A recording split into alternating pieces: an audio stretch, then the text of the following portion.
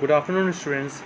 I am Arvind Rathod, back again with a new video having the topic School of Management Thoughts. In the introductory part of this topic, then the purpose behind of studying various School of Management Thoughts is to capable you to recognize and appreciate how developments in the field of management could contribute to current practices.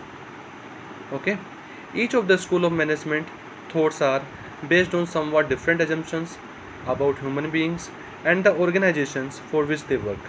Since the formal studies of the management began late in the 19th century, the study of management has progressed through several stages as scholars and practitioners working in different eras focused on what they believe to be important aspects of the good management practice. Over time, management thinkers have sought way to organize and classify the voluminous information about management that has been collected and disseminated.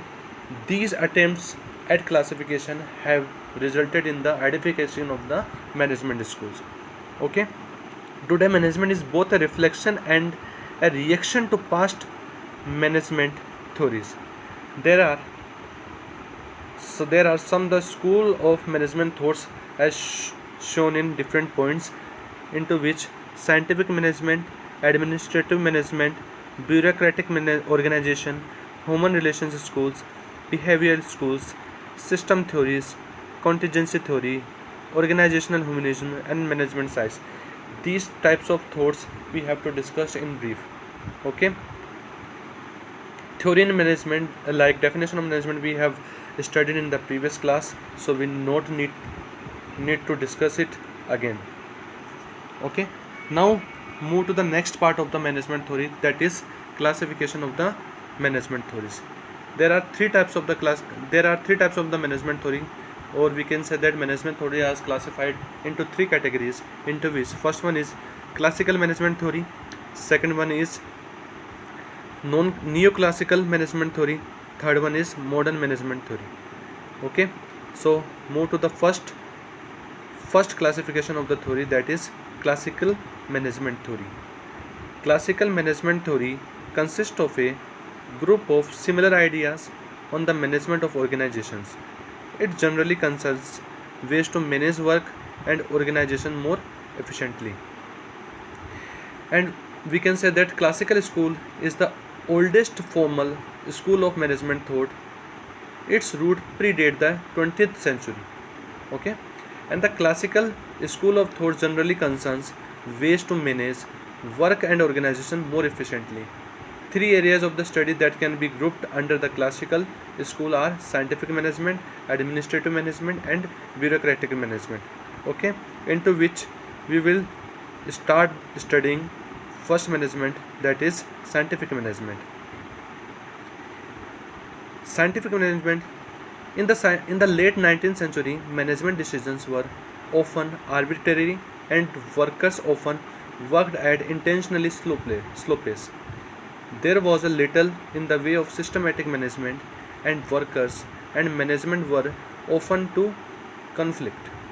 Scientific management was introduced in an attempt to create a mental revolution in the workplace. It can be defined as the systematic study of the work methods in order to improve efficiency, freed work. Okay, and F.W. Taylor was its main proponent, and the other major contributions were Frank Gilbert, Leland Gilbert, and Henry Gantt. These are the scientists who contributed in the scientific management also. Okay, scientific management has several major principles.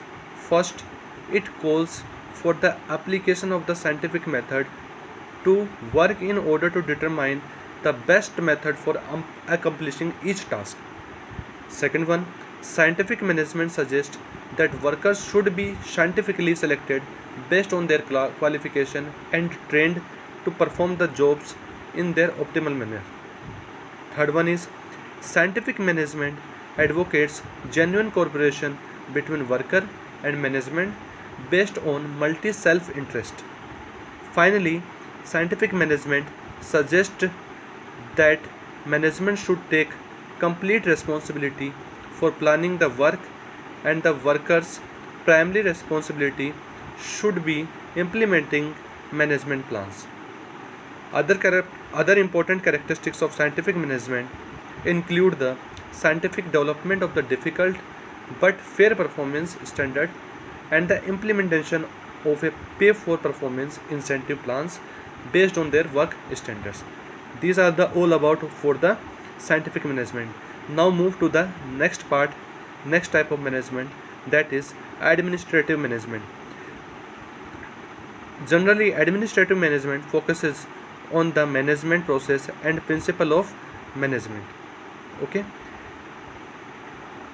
Fayol was a management practitioner who brought his experience to bear on the subject of management functions and principle. He argued that management was a universal process consisting of functions which he termed planning, organizing, commanding, coordinating, and controlling. Fayol believed that all managers performed these functions, and the function distinguished management as a separate discipline of study apart from accounting, finance, and productions. Fayol also represented 14 principles of the management, which includes maximum related to the division of the work, authority and responsibility, unit of command and direction, centralization, subordinate initiatives, and team spirit. These are the main parts which will be discussed by the Fayol's contribution. Okay. This is all about the administrative management, and now we move to the next type of management, that is bureaucratic management.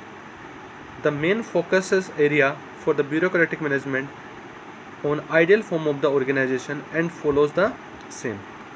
Max Weber was the major contributor. Weber's theory of the bureaucratic management also has two essential elements. First one is it entails structuring and organization into a hierarchy. Secondly, the organization and its members are growing by clearly defined rational legal decision making rules. Get it? Bureaucracy has come to stand for inflexibility and waste, but Weber did not advocate or favor the excesses found in many bureaucratic organizations today. Weber's idea formed the basis of modern organization theory and are still descriptive of some organizations.